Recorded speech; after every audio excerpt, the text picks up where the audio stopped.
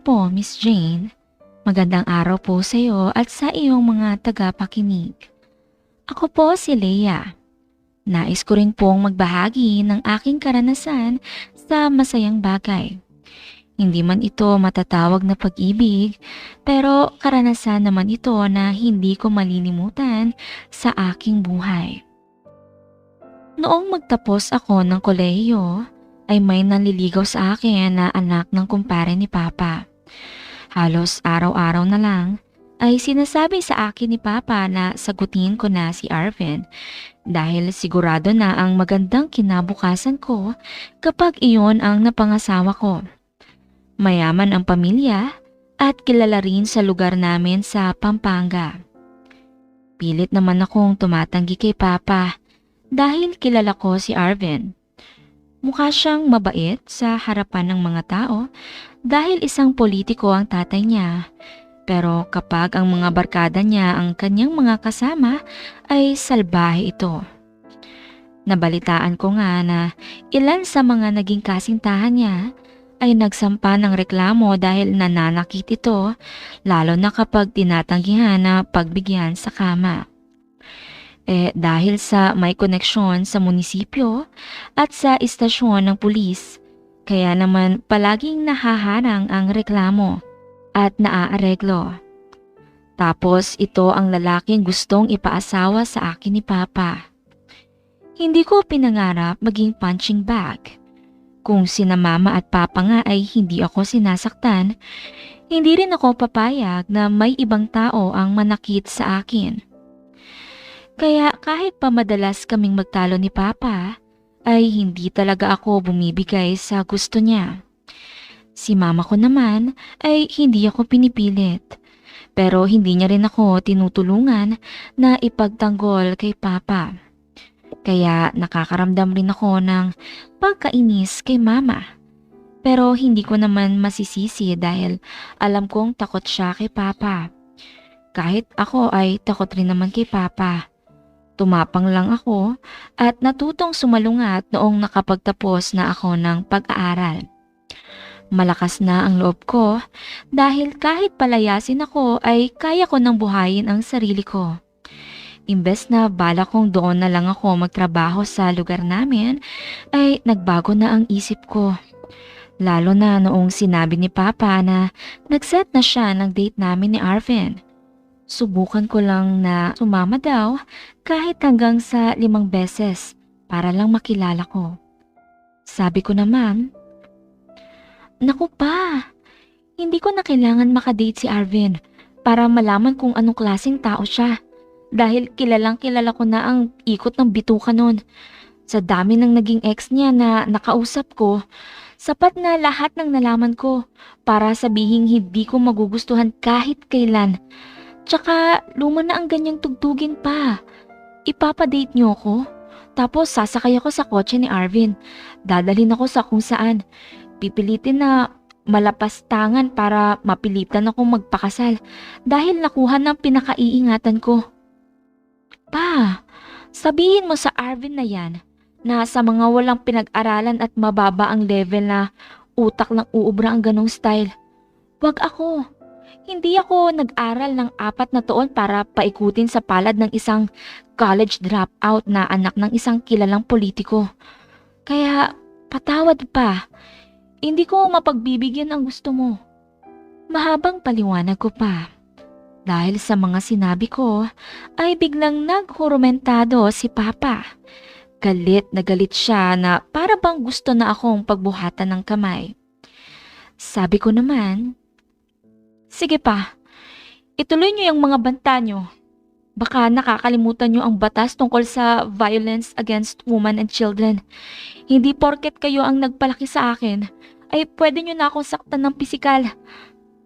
Nakita kong namula palalo ang mukha ni Papa at humawak sa dibdib na tila inaatake sa puso. Sabi ko naman, "Naku pa! Wag yan. Gasgas na ang mga estilong yan. Magpapakasal ang anak sa lalaking hindi gusto para lang hindi atakihin sa puso ang ama o ina. Kumita na sa takilya yan at ilang teleserye na ang gumamit niyan kaya wag na yan pa. Nakakahiya. Even for you. Wika ko pa. Aaminin ko medyo balasubas talaga ang bibig ko noon kasi nga malakas ang loob ko. Dahil bago pa ako umuwi sa amin ay may mga inaplayan na akong trabaho sa Maynila at tanggap na ako. Ang sabi ko lang ay pag-iisipan ko muna. Kaya kahit palayasin ako nila papa ay siguradong hindi ako mamamatay sa gutom. Pumasok ako sa kwarto at nag-impake ng mga damit sa bag. Pagkalabas ko, ay nakita kong ayos naman si Papa. Sabi ko kay Mama, "Ma, wala pang dumarating na ambulansya?" Sabi niya naman, "Bakit naman nak? Akala ko kasi kanina totoo na yung acting ni Papa na aatakihin sa puso." Hindi pala. Sabi na pa dapat nag-artista kayo. Siguradong sisikat kayo. Kaso kung ganun lang din ang acting na gagawin nyo, baka hindi rin pala. Hindi nga bumenta sa akin Sa iba pa kaya? Sige po ma, uunahan ko na kayo. Sigurado namang papalayasin ako ni Papa Kaya uunahan ko na siya. Para hindi na siya mapagod sa kakasigaw at kakamura sa akin. Sige po ma, aalis na ako. Wika ko at naglakad na papalabas ng gate. Dinig ko pa ang mga mura at sigaw ng aking ama. Wala raw siyang anak na babae. At kahit kailan ay wag na raw akong magpapakita sa kanya dahil tinatakwil niya na ako. Sabi ko naman, hindi lang bumenta ang acting mo, takwil na agad. Iiling-iling akong naglakad papalayo habang tumutulo ang luha. Hindi naman ako bato para hindi tablan sa mga sinasabi ni Papa ko. Pero kailangan ko lang panindigan ang tama. Kung susundin ko sila, ngayon, para lang hindi sila magalit sa akin, ako naman ang magdurusa habang buhay dahil ako ang makikisama sa walang kwentang lalaki na katulad ni Arvin. Mas gugustuhin ko pang makipag-asawa ng mahirap kung masipag naman at mapagmahal sa asawa. Pinaka-hate ko kasi talaga ang lalaking nananakit ng babae.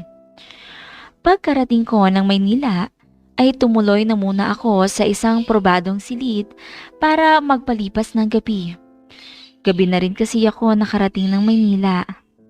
Kinabukasan, pagka-out ko roon ay agad ako naghanap ng boarding house na matutuluyan at nakahanap naman ako. 3,000 monthly, solo ko na ang kwartong iyon.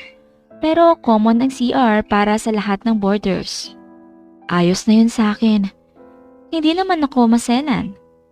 Noong sumunod na araw ay saka ako nagbalik sa kumpanyang tumanggap sa akin. Maghapon ako roon dahil agad na nila akong pinapirma ng job contract at pinag-asikaso ng lahat ng requirements. Masaya akong umuwi noong hapon. Naalala ko si Mama. Sinubukan ko siyang tawagan pero hindi niya sinasagot ang tawag ko. Kaya naisipan kong tawagan ang pinsan kong si Melay para lang alamin kung wala bang masamang nangyari kay Papa. Sabi niya naman, "Nako, Ate Leia, pumunta rito si Tito Jaime, galit na galit sa'yo. Parang gusto kang durugin sa sariling kamao Sumuil ka raw na anak at bastos na magsalita." Sabi ko naman, "Ako Melay, huwag kayong maniwala roon. Defense mechanism lang yon ng mga magulang na hindi nasunod ang gusto. Palaging banta. Itatakwil, aalisan ng mana at mamamatay sila kapag hindi sinunod. Umalis na nga ako, di ba? Pero namatay ba si Papa? Di ba hindi naman? E di hindi totoo na mamamatay kapag sinuway ko siya. Ayoko kayang magpakasal roon kay Arvin. Mayabang yun at nananakit ng babae." Naku te, sinabi mo pa. Alam mo ba na yung isang kapitbahay namin rito, si Jerlyn, nabuntis pala siya ni Arvin? Tapos ayaw tanggapin ni Arvin at ang sabi, hindi raw siya ang ama ng pinagbubuntis ni Jerlyn at nagloko ito sa kanya. Kaya yun, binugbog ng todo si Jerlyn. Isang linggo yun sa ospital dahil nakunan rin. Sabi ko naman, "O, di ba? Tama talaga ako na wag magpakasal sa Arvin na yun. Oo nga, te. Tama ka talaga. Kahit sina mama at papa sumasang-ayon sa desisyon mo na umalis kaysa magpakasal kay Arvin. Siyempre, hindi lang nila sinasabi kay papa mo para hindi rin magalit sa amin. Kumusta ka na dyan, te? Ayos naman. Mag-start na ako magtrabaho sa Lunes. Nakatira ako sa isang solo na kwarto. Ang saya pala ng ganito. Yung malaya ka sa desisyon sa buhay. Walang tatay na palaging nagdedesisyon para sa'yo. Oo nga, te. Sige, te. Ingat ka dyan, ha? Balitaan mo na lang ako sa mga kaganapan sa buhay mo dyan. Oo, sige, Melay. Kayo rin, ingat dyan. Balitaan mo rin ako sa mga mangyayari kina mama at papa. Okay, te. Bye. Paalam pa ng pinsan ko. Natuwa naman ako sa narinig na balita na okay lang naman sina mama at papa. Lumipas ang ilang taon, hindi talaga nawala ang galit sa akin ni papa. Maging si mama ay nahawa na rin yata ni papa sa kaniyang paniniwala. Kaya noong nagkasakit si papa ay hindi ipinaalam sa akin. Nabalitaan ko na lang na patay na raw si papa. Kaya naman, nag-file ako ng leave sa office para makapagbakasyon na rin ako. 1 month ang leave na kinuha ko para sapat ang panahon para alalayan ko si mama. Pagkarating ko roon ay ramdam ko ang tampo ni mama sa akin pero hindi naman siya nagsalita ng masama. Matapos mailibing ni papa ay halos hindi lumalabas ng kwarto niya si mama. Isang araw may kumatok sa bahay. Isang lalaki na sa tingin ko ay mga nasa edad 19 hanggang 21 lang ang edad. Moreno ang kulay pero gwapo. Nakasuot ng magsasaka at nakatsinelas. Ano po yun? Sabi niya naman, ma'am, si Ate Victoria po. Sabi ko naman, nasa kwarto. Hindi siya pwedeng makausap, nagluluksa pa. Sino po kayo, ma'am? Baka pwedeng kayo na lang po ang tanungin ko. Ako si Leia, anak niya. Kayo po pala yun. Yung sinabi nilang anak na nagtatrabaho sa Maynila. Kasi ma'am, itatanong ko lang kung gusto niyo bang dito na namin ilagay ang mga palay mula sa bukid. Medyo nauuso na kasi ngayon ng nakawan eh. Hindi naman matibay ang mga kamalig niyo roon. Kaya-kayang baklasin ang tablang dingding at mananakawan na. Sabi ko naman, ganun ba? Okay, sige. Dito nyo na lang ihatid. Wala namang laman ng kamalig sa may likuran. Ano nga palang pangalan mo? Tanong ko.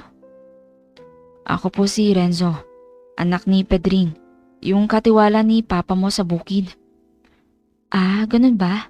Sige, hakutin nyo na ang mga ilalagay nyo rito. Okay po, ma'am. Wika noon at sumakay sa isang tricycle na walang bubong. Doon ko lang nalaman na nakatricycle pala siya noong dumating. Makalipas lang siguro, ang wala pang 1 oras ay muli na siyang kumatok sa gate kaya pinagbuksan ko na. Dahil nakita kong punong-puno ng mga nakasakong palay ang tricycle na dala niya. May kasama siyang binatilyo na siguro mga nasa 15 anyos lang. Ang pinaka-assistant niya. Kuya, sino siya? Ang ganda niya naman. Maputi, makinis at gifted. Ngayon ko lang siya nakita rito. Tanong noong binatilyo habang naroon sila sa loob ng kamalig. Hindi yata alam na naroon lang ako sa may bahagi ng bintana, nakikinig sa kanila. Anak yan nila Sir Ronald at Ma'am Victoria. Yung naglayas dahil gusto ipakasal ni Sir Ronald doon kay Arvin. Siya ba yun? Mabuti na lang at naglayas siya, no? Sayang. Ang ganda niya kung gagawin lang siyang alipin at punching bag ni Sir Alvin. Wala nga raw nagtatagal na babae roon eh. Dahil malakas manakit ng babae. Kaya halos sa 1 taon ay 4 na beses yata magpalit ng kinakasama. Mahabang wika pa noon. Medyo napangiti si Leia sa narinig kaya lumayo siya ng bahagya para naman hindi mapahiya ang dalawa. Noong matapos magdiskarga ng mga palay ang dalawa, ay sabi ni Leia, "Nagmamadali ba kayong makabalik sa bukid? Papameryendahin ko sana kayo eh." Sabi naman ng binatilyo, "Hindi naman po ma'am." Siniko naman ito ng binatang kasama. "Ano ka ba? Ang kapal ng mukha mo. Hindi ka na nahiya?" "Wag na po ma'am, nakakahiya po. Sige po, tutuloy na po kami." Sabi naman ni Leia, "Naku, hindi. Walang nakakahiya roon. Hintayin niyo ako rito at igagawa ko lang kayo ng merienda. Huwag niyo akong tatakasan ha. Ipapakain ko sa aso ang tinapay na ibababa ko kapag wala na kayo." Medyo may kaunting sungit ang boses na ginamit ni Leia. Okay po ma'am." Sagot ng dalawa at napayuko pa ang mga binata. Noong makababa si Leia, ay may dala na siyang 4 na pirasong sandwich at isang pichel ng juice na grapes flavor at nagpapawis iyon sa lamig dahil sa dami ng yelo. Nakita niyang parehong napalunok ng laway ang dalawa, kaya agad niyang sinabing, "Sige na, uminom na muna kayo ng juice bago niyo kainin ng sandwich. Mukhang uhaw na uhaw kayo eh." "Maraming salamat po rito ma'am." Wika ng binatang si Renzo. "Wala yun. Siya nga pala Renzo. Bukas pwede bang dito kayo sa bahay mag-duty? Nagmumukha ng masukal na kagubatan ang buong compound namin. Hindi man lang nagpabawas ng mga sanga ng mga puno si mama. Halos hindi na makatagos ang sinag ng araw eh. Tsaka may dalaga ba kayong pinsan?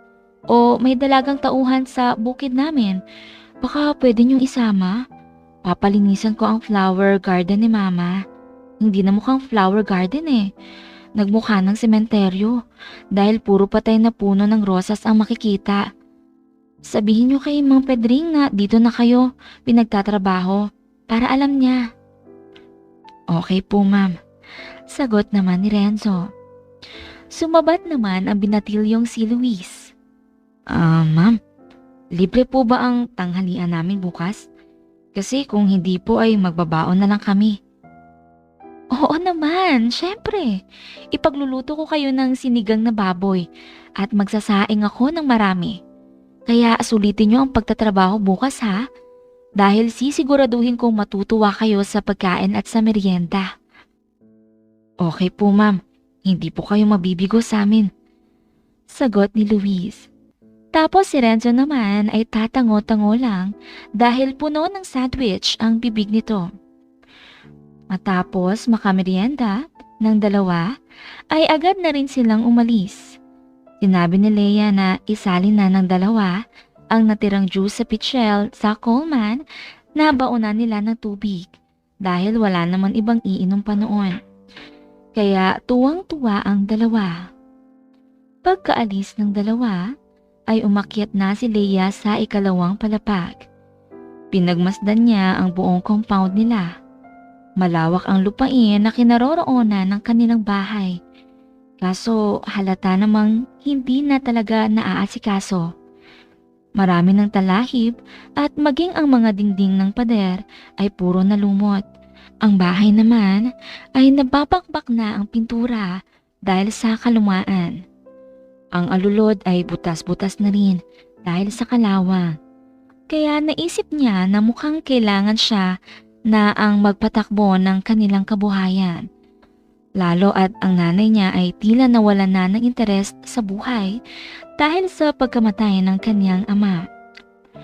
Kinagabihan, habang nagpapaantok si Leia sa loob ng kanyang silid, ay palaging si Renzo ang tumatakbo sa kanyang isipan. Tila isang malinaw na larawang nakaguhit sa kaniyang gunita ang hulma ng katawan nito. Ang namumutok na braso at dibdib na halatang batak na batak sa trabaho sa bukid, maging ang mga hita at namumutok na muscle sa binti nito ay hindi nakalampas sa kaniyang paningin. Tila ba ini-imagine niya ang pakiramdam kung katabi niya ito at hawak siya ng malalaking kamay nito na may magaspang na mga palad. Unti-unti ay nahihila na siya sa masarap na imahinasyon hanggang sa hindi niya namalayan na ginagawa niya na ang bagay na iyon sa kaniyang sarili. At iniisip na si Renzo ang gumagawa ng lahat ng iyon. Makalipas ang ilang minuto ay narating niya ang dulo. Nanginig ang kanyang buong katawan at hiningal. Napailing na lang siya sa kanyang sarili. Sa tanang buhay niya, ngayon lang siya nagkaroon ng kakaibang interes sa isang lalaki. May mga naging crush din naman siya. Pero hindi siya umabot sa ganitong punto na gagamitin ang imahe ng lalaki para magbawas ng init sa katawan. Matapos noon ay agad na siyang nakatulog. Kinabukasan, gulat na gulat siya noong maalimpungatan sa malakas na pukpok sa gate. Bumangon siya at sumilip. Nakita niyang si Renzo iyon kasama si Luis at isa pang binata at dalaga na hindi niya kilala. "Ma'am, sorry po kung naistorbo namin ang tulog mo. Pero kanina pa kaming 6:45 rito, kaya pinukpok ko na ang gate." Agad namang napatingin si Leia sa relo. 7:15 AM na. Ibig sabihin, kalahating oras na sa gate ang apat. "Hala, sorry. Sige wait lang, bababa na ako." Wika ni Leia at nagbalot lang ng tuwalya sa katawan at agad bumaba. Isang manipis na silk dress lang kasi ang suot niya at matatagalan pa siya kung magsusuot pa siya ng panloob sa itaas na bahagi. Pagkababa niya ay agad niyang ibinukas ang gate. Si Luis naman ang unang pumasok at ibinukas na ang buong gate para maipasok nila ang tricycle sa loob ng compound. "Pasensya na kayo ha, medyo naninibago pa kasi ako rito sa bahay, kaya late ako nakakatulog. Kaya hirap din ako magising sa umaga." Sabi naman ni Renzo. "Okay lang po yun, ma'am. Siya nga po pala, ito po ipinagdala ka namin ng mais. Sarili namin yung tanim sa aming munting lupain. Tsaka itong manggang kalabaw ay bunga naman noong puno sa mismong harapan ng bahay namin." "Hala, ang lalaki naman ng mga mangga nyo." "Opo ma'am, maliban sa malalaki, sobrang tamis din yan." "Okay, sige. Salamat sa mga ito ah. Pwede bang pakilagay na lang sa kusina?" "Opo ma'am." "Luis, pakilagay nito sa kusina nila ma'am." "Siya nga pala ma'am, ito si Isay at si Allen, mga pinsan namin. Tauhan nyo rin sa palayan ang mga magulang nila na mga tito at tita ko. Naisip ko silang dalhin, di ba sabi nyo kailangan nyo nang maglilinis at magre-replant ng mga bulaklak? Itong si Isay ay magaan ang kamay sa mga gulay at bulaklak. Mabilis mabuhay kapag siya ang nagtatanim. At syempre, kailangan niya ng assistant dahil malaking trabaho ang paglilinis ng flower garden ng iyong ina. Kaya isinama ko na rin itong kuya niya na si Allen." "Magandang umaga po, Ma'am Leia." Sabay na wika ng dalawa at nagbow pa sa kanya. Sige Renzo. Simulan nyo na ni Luis ang gagawin yung paglilinis sa mga puno. Simulan nyo sa likuran. Tapos kayong dalawa naman sumama muna kayo sa loob. Uutusan ko lang kayong bumili sa talipapa sa unahan para naman may makain kayo. Maglilista lang ako ng mga bibilhin nyo ha." "Okay po ma'am." Sagot ng dalawa at sumunod na sa loob kay Leia. Makalipas ang ilang minuto ay binigyan na ni Leia ng listahan at pera ang magkapatid para makabili ng mga pagkain na pangmeryenda. Sa buong maghapon na iyon ay naging maingay ang bakuran nila Leia dahil sa mga naglilinis roon. Siya naman ay abala sa pagluluto ng mga pagkain para sa merienda at tanghalian. Kinahapunan, habang nagmimerienda ay sinabi ni Renzo, "Ma'am Leia, sorry po dahil hindi namin natapos ng isang araw ang paglilinis. Nakakadalawang puno pa lang po kami eh. Masyado kasing maraming sanga na kailangan putulin.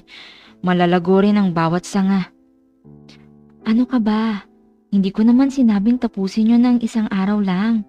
Kahit isang linggo ay ayos lang sa akin. Ganun po ba? Salamat po sa pag-intindi. Sagot ni Renzo na medyo ipinagtaka ni Leia. Renz, bakit parang takot na takot kayo kapag nakikipag-usap kayo sa akin? Hindi naman ako masungit eh. Hindi naman ako nagsusungit.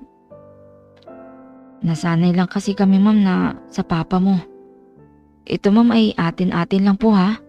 At hindi ko ito sinasabi para siraan si papa mo. Isang paglapastangan sa patay ang magsalita ng masama laban rito. Kayong patay na nga. Si papa mo po kasi ay sobrang strikto. Kahit magpatrabaho siya sa amin, kahit kailan ay hindi kami nakalibre ng pagkain. Kaya nagtanong si Luis kung magbabaon ba kami o hindi. Tsaka si papa mo ay hindi rin nagpapamerienda. Bawat kilos noon ay nakasigaw sa amin.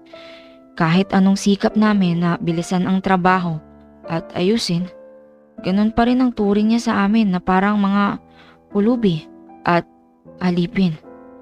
Sa lahat ng mga bukirin dito ma'am, ang papa niyo ang may pinakamababang rate ng pasahod. Nagkataon lang na matagal na ang pamilya namin sa inyo, kaya pinagtsatsagaan na lang din namin. Akala po namin na kung ano si papa niyo ay ganun rin kayo. Kaya hindi kami kampante kapag kaharap ka namin. Ganun ba? Pasensya na ha. Huwag kayong mag-alala. Wala na si papa. Ako na ang magpapatakbo ng lupain namin. Ako na ang magiging bagong amo nyo. Wala na rin tayong maaasahan kay mama eh. Mukhang nawalan na siya ng gana sa buhay. Magpapamiting ako sa lahat ng tauhan after ng trabaho nyo rito. Magtataas tayo ng pasahod. At magkakaroon din ng rice allowance sa lahat ng magsasaka na tauhan namin. Wow! Ang gandang balita po nito para sa amin, ma'am. Wika pa ni Renzo, pagkatapos nilang magmerienda ay agad na rin nagsiuwi. Natapos ang paglilinis sa buong compound nila Leia ng 5 araw. Kasunod noon ay ang pagpapalit ng mga alulod at pagpipintura sa labas at loob ng bahay. Nalaman kasi ni Leia na napakalaki pala ng savings ng kanyang mga magulang na nakalagay sa bangko. Kaya ang balak niya ay mag-improve sa pagpapatakbo ng lupang sakahan. Tinaasan niya ang sahod ng mga tauhan. May rice allowance at kapag may na-ospital, ay may 3,000 to 5,000 medical allowance, depende sa sakit. Bumili rin siya ng traktor at iba pang mga makinang kailangan sa pagbubungkal ng lupa at pag-aani ng palay para mas mapadali ang trabaho ng kanilang mga tauhan. Kinausap niya rin ang mga katabing lupain kung nais ba nilang magbenta ng sakahan dahil willing siyang bilhin ang lupain ng mga ito sa fair price. Isang araw noon ay kinausap ni Leia si Renzo. Renz, siguro naman kontento ka na sa lahat ng pagbabago na ginawa ko sa lupain namin. Pati na sa mga binili kong makina para mapadali ang trabaho ng mga magsasaka kasama na ang angkan mo. Pwede ba akong humiling? Ano po yun, ma'am? Pwede ba kita maging personal boy at bodyguard? Dito ka na sa bahay titira. Ikaw ang gagawa ng karamihan ng mga gawain. Pero ako ang magluluto at maglalaba. Hindi na kasi ako komportable na kaming dalawa lang ni mama ang narito. At walang kasamang lalaki. Baka biglang atakihin na lang si mama. Wala akong matawag na magdadala sa kanya sa ospital. Opo, ma'am. Wala pong problema. Okay, sige. E di, dalhin mo na rito ang mga damit mo at stay in ka naman rito. Naging masaya nga si Leia dahil sa lahat ng oras ay nakikita niya si Renzo at nakakasama. Isang gabi, maulan noon at malamig ang panahon, nakaramdam siya ng ginaw at gustong magpainit. Kaya naman, nagpunta siya sa kusina at kumuha ng isang bote ng wine at 2 baso. Nagpunta siya sa kwarto ni Renzo. Kumatok siya ng 3 beses at pagkalipas ng 4 na segundo ay bumukas iyon. Ma'am Leia, ikaw pala. Renz, siya tayo. Maginaw ang panahon eh. Sige po ma'am. Saan po? Sa sala po ba? Hindi, dyan na sa kwarto mo. Okay po. Wika ng binata at pinagbuksan siya ng malaki ng pinto. Pagkapasok sa loob ay naupo sa kama si Leia saka inabot ang mga baso at bote ng wine kay Renzo. Ikaw na maglagay, Renz. Okay, ma'am. Renz, ayos nang ba kung wag mo na ako tawaging ma'am kapag tayo lang dalawa ang narito sa bahay? Leia na lang ang itawag mo sa akin. Okay, Leia. Renz, wala kang girlfriend? Wala eh. Bakit wala? Kasi siguro masyado akong abala pagtulong sa mga magulang ko sa hanap buhay. Tapos ngayon na ayos na ang kabuhayan namin dahil sa mga improvement na ginawa mo pati na sa sahod nila. Gusto ko nang maghanap ng magiging kasintahan. May nakikita naman ako. Kaso mukhang malabo eh. Ha? Bakit naman naging malabo? May asawa na ba ang nagugustuhan mo? Wala naman. Pero anak siya ng dati kong amo. At ngayon ay amo ko na talaga siya. Kaya masasabi kong hindi kami bagay dahil mayaman siya. At mahirap lang ako. Agad naintindihan ni Leia na siya ang tinutukoy ni Renz. Kaya naman tumayo siya at inilapag ang wine glass sa lamesa. Sabay umupo sa mga hita ni Renzo nang nakapaharap at sinabing, paano kung sabihin sa'yo ng crush mo na hindi siya tumitingin sa estado ng buhay? Ang gusto niya lang ay masipag at mamahalin siya ng tapat. Hindi titingin sa kahit sino pang babae, maliban sa kanya. Aaminin mo na ba sa kanya na mahal mo siya? Tanong pa ni Leia habang nakakapit na sa batok ni Renzo. Sabi naman ni Renzo, oo Leia, aamin ako. Gusto kita. Gustong gusto. O mas tamang sabihin na mahal kita. Hindi nagsalita pa si Leia. Ngumiti lang siya at tinawid na ang distansya ng kanilang mga labi. At sinimulang gawin ng literal ang mga bagay na matagal na niyang ini-imagine sa tuwing bago matulog. Doon niya na naranasan ang totoong pakiramdam ng mahigpit na yakap at haplos ng makisig na katawan at magaspang na palad. Yon talaga ang gustong-gusto ni Leia. May mga naging kasintahan rin naman siya sa Maynila pero hindi niya masyadong nagugustuhan ang ganoong bagay. Dahil tila malalamya ang kilos at nakukulangan siya sa tinatagong bagay na iyon.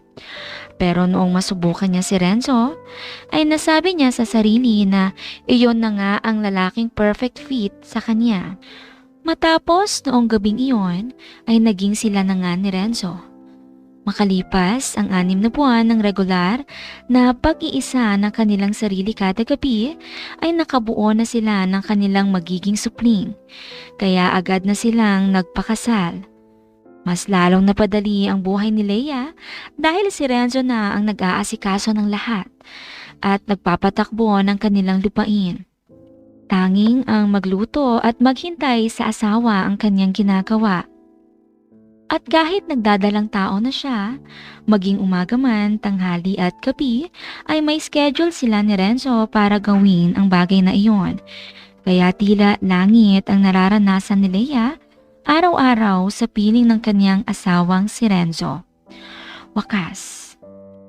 Ayun, my loves, dito na po nagtatapos ang kwento ng pag-ibig ni Leia at Renzo. Sana all na lang talaga may natatanggap na serbisyo umaga, tanghali at gabi. Nakakaingit si Leia. Anyway, sana iyong nagustuhan ang kwento niyang ito. At bago matapos ang video, ay sana mag-subscribe ka na rin muna para makasama pa kita sa iba pang mga kwentong i-upload ko rito.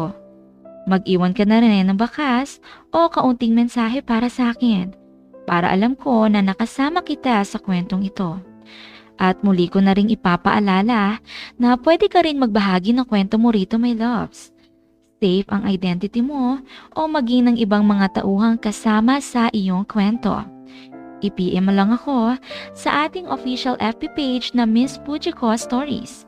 Ako mismo ang sasagot sa iyo roon at pag-uusapan natin ang kwentong gusto mong ibahagi. Hintayin kita roon, my loves ha. See you in the next story. Bye-bye and take care.